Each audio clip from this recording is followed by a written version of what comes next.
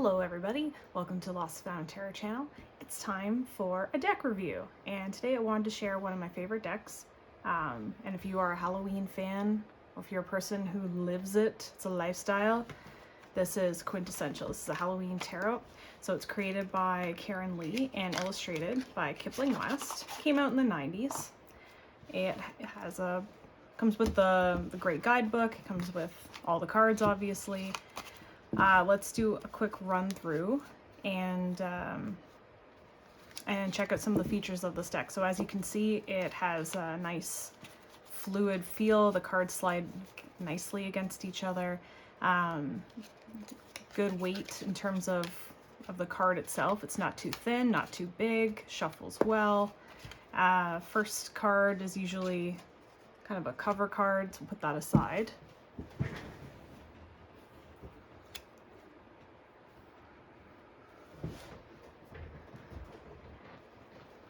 So let's go through the majors. We're just going to quickly go through most of these. They follow the SmithRiderWaite fairly well in terms of you're going to see very similar imagery. So if you're familiar with that deck, because most of us who hasn't seen a SmithRiderWaite or studied it at some point in our reading career. So we start with the Fool. That one makes absolute sense. Magician. High Priestess, the Empress, and the book acknowledges the imagery on this one as well, saying that, okay, obviously this isn't really that, because the Bride of Frankenstein is constructed of non-living material, she's not necessarily like that life-giving mother type, just because she's kind of the opposite, but it still kind of works because we do have that constructive element, so... At any rate, this is a fun deck, so you can't get too hung up on some of these. But as you can see, they do have a lot of the imagery, so if you follow the astrology, those cues when you read, those are here as well, so that is very helpful. I really liked the detail here, having Frankenstein's monster, as the Emperor, chained by the shoulders to his throne.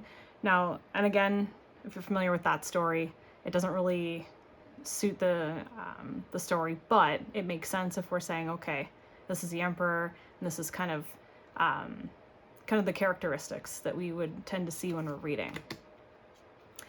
Hierophant, yep, that's checking out. The Lover, so as all of these are very similar, you can look at it and go, yeah, that makes sense to me. Oh, the Hermit, this was a really good one. So Hermit cards always kind of center around that inner journey, and this one's no different, but I really like this one for some reason, possibly because it's very, if you just look up here in the corner, we have that idea of like what's going on inside in our inner sanctums of our minds. Go to a place where only we exist. That comes out very, very well there. Wheel of Fortune. Justice. Oh, this one, you go look at it and it feels harmless, but there's something oddly sinister about the pumpkin figure who is taking the role of our justice figure. I don't know if it's the gesture of the hands or what, but there's something about this card. If it came up, I would pay extra attention to it. It has that portal nature where if you sit with it long enough, it's actually going to start showing you things. And that's not usual for a Justice card. Hanged Man, Scarecrow, yep, that's great. Death card, as always. I expected nothing less of it to be full of, classic transformative imagery, regeneration, that type of thing, so we're spot on here. Temperance, of course, love it. Potions, that alchemy is coming through. Devil, yeah, I wouldn't disagree with this one either. The Tower, this one's interesting again.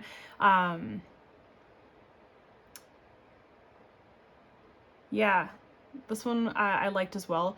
We have the important ego aspect up here, so that mental shift as well. And because the suits of ghosts are standing in for cups here, we can kind of see how that jarring experience might affect our emotions as well. And I don't know if that was by design or if it was because, oh, it's a haunted house, we need to have ghosts in there.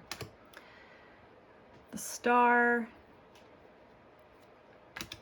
the moon. This one's a bit on the nose, right? Because we just drew in the crayfish, lobster, crustacean here. And then we have, I guess, a French bulldog, so that's nice. We got poppies. That's kind of cool. I didn't notice that before. The sun. We got a two-headed giant. It's hard to tell at first, but they're sleeping peacefully wherever they are, gnawing on some bones. Judgment. Yep, that's making sense. Oh, in the judgment card, they have rise and awaken sleeper, so those are good cues as well. If you pull this card and you go, oh, what does it mean again? Like, what is it trying to say? Maybe that's what's coming through. And the world. And down here it says Nidhogg was here, so that's kind of cute too. Okay, so that's the majors.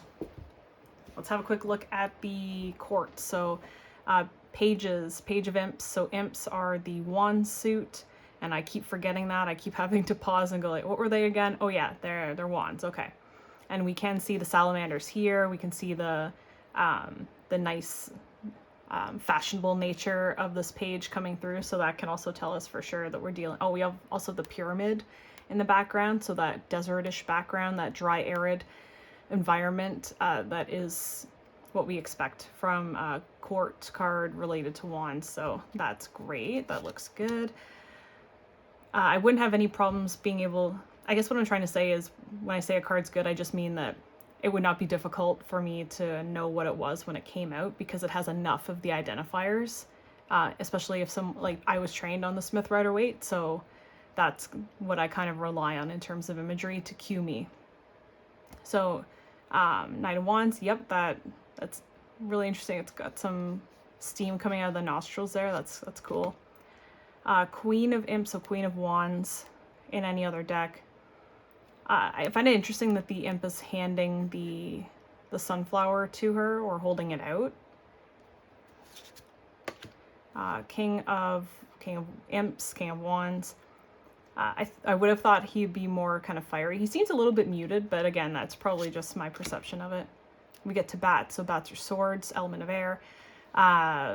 What is cool about the page of bats, and by extension, page of swords, we have tools of observation that are held here. So we got like a camera, we got binoculars, some of these neat little optical goggles or glasses. Knight of Bats, Queen of Bats, King of Bats. Okay, Suit of Ghosts. So ghosts are cups. Page of Ghosts, this one is extremely upfront about that the prophetic nature. So whenever like a page of cups comes out on the table, that's like, hey, listen up, because pages are messengers. We have that nice little letter there, so that is a cue. If you could read that as saying that we are expecting some sort of written communication. We have the fish here that's speaking to something else, something beyond us. So that's where we often hear like sensitive people who can speak to other things that the rest of us might not see. That comes through here as well. Knight of Ghosts, Queen of Ghosts, not too different from any other deck. King of Ghosts. Here he is in the ocean on his heavy throne. Interestingly, he's the only king who has a blind, like an eye mask on, kind of like a little bit old school Batman and Robin-y. Page of Pumpkins, so Page of Pentacles. I'm getting Wednesday Addams off this one for sure, but I love it. And we got her books, or their books down here, and that really does speak to that student aspect that we find traditional meaning with. Knight of Pumpkins, Queen of Pumpkins. So in other decks, so in like the SmithRiderWaite, for example, that I use kind of as a control for most of these comparisons, her expression is a little bit different in that one, a lot more muted in that deck, whereas here we have a bit of a sly, expression, and I'm really liking it for her. This is a side of the Queen of Pumpkins that I don't think a lot of us get to see or are even aware. Because the Pentacle Court cards are the type who blend in. They don't really stand out all that much. And our King of Pumpkins, looking just as we expect, surrounded by all of his resources, all this stuff around him. He's got a lot of things going on here. And that concludes the court cards for the Halloween Tarot deck. Okay, let's have a quick look through the minors. So we got our Ace of Imps, Ace of Wands.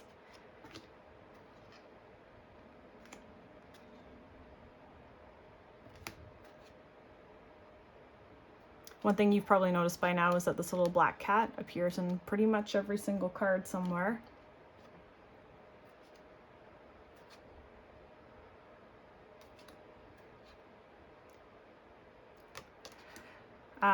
When I went through this deck before, this hasn't come up in a reading yet for me, but my only challenging item related to the cards that I might not agree with, but it's not my place to say, you know, what the artist can and can't do. It's just that when I see an Eight of Wands, I'm thinking of synchronicity, and I feel like I'm missing that with this one. So if you didn't have that as an embedded meaning for you, you might get a bit of a sense of disarray or misdirection because the arrows are moving in different directions. And that's something we would probably get if it were reversed, if we were dealing with the traditional deck.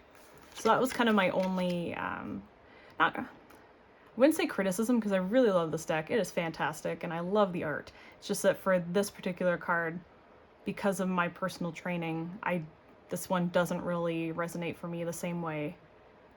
Because to me, all of those arrows should be aligned. Like, we really need that kind of alignment and things moving in a similar direction. So, but enough of my complaining.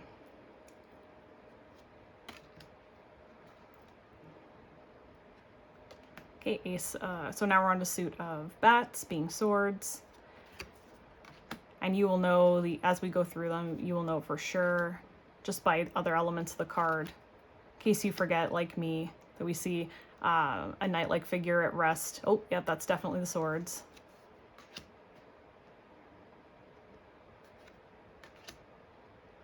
I appreciate that they kept some important details. So like the 6 of bats here, we have the still water on this side, we have the disturbed water on that side. That's always an important visual cue for me when I read, especially when I was learning, right? 7, yep. These all look very similar.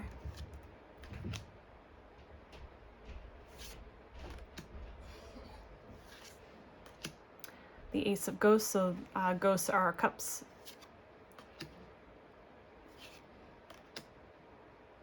I really like the shared experience with them all being kind of tied and braided down here. That's a great touch. I felt this one for sure, because we've all had our 4 of ghosts / cups moments. And here we have that ghost holding, you know, hey, you want this little cup of cocoa or tea? And this, no, you know what, I'm not ready. I'm not really into this. 5 of ghosts. Whoop, dropped one. 6 of ghosts. 7, 8, 9, and 10. All right, on to our final suit. Ace of Pumpkins. Look at that hand holding out all those goodies. Our 2 of Pumpkins. 3 of Pumpkins.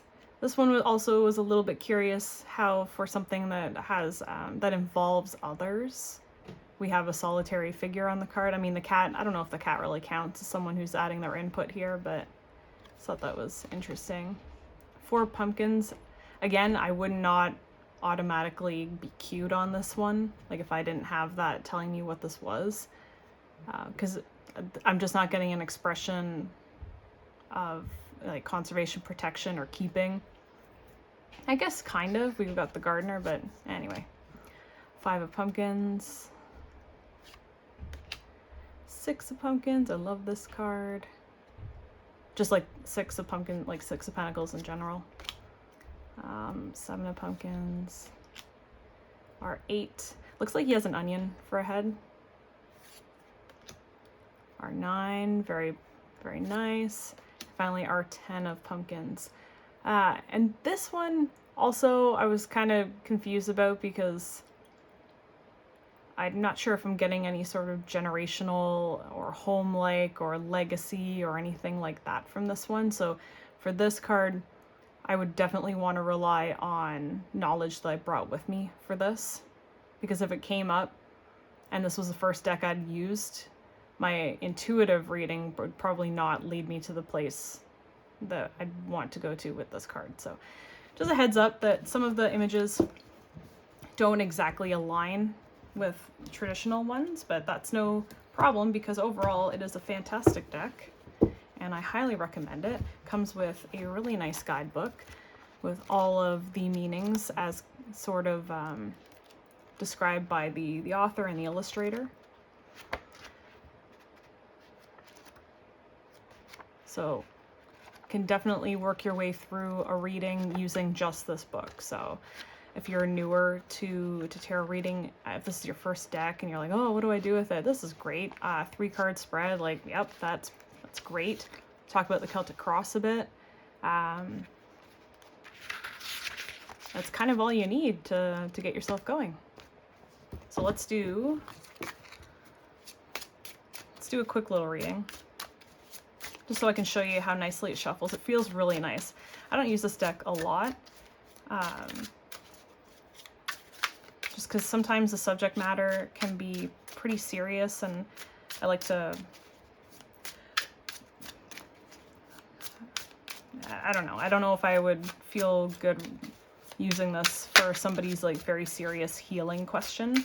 I would use this maybe more for myself if I were just playing around. If I wanted to use it on Halloween for some sort of, special divination, I'd probably use one of my other more serious-y decks.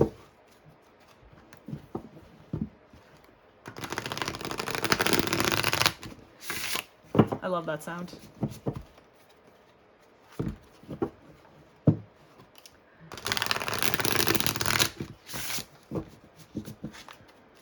Okay, let's just do a little 2-card. And we're gonna say, just as a control, what happened to me today, and then maybe something that happened to you today. It's a game I like to play. Sometimes, like if you're practicing with a partner, you lay 2 cards. The first one is what happened to me, and the second one is what happened to you. So let's see. What happened to me today? King of Wands, King of Imps. Okay. What happened to you today? Oh, okay. We were just, I was just talking about how heavy this particular version of the card felt for me. So for you, all right, so let's go back to me first. Let's talk about me first. Okay, so King of Wands, so what happened to me today? So I went, so Saturday, this is being recorded on a Saturday. Saturday is my day, one of my days off, because I work a 9 to 5. So what that usually means is because I'm so busy during the week, it's now time to manage some of the other things that go on around here. So for me, this could be how well I'm managing my household. I had to go out and do some things in order to progress them.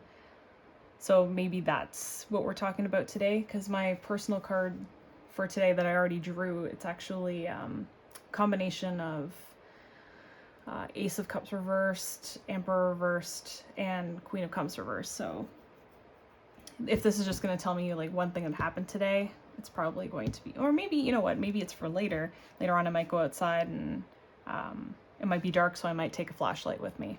I don't know. Okay, so what happened to you? Let's talk about what happened to you.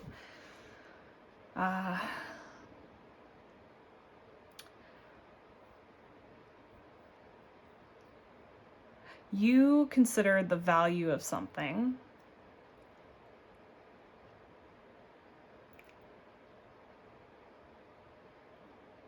and I'm thinking that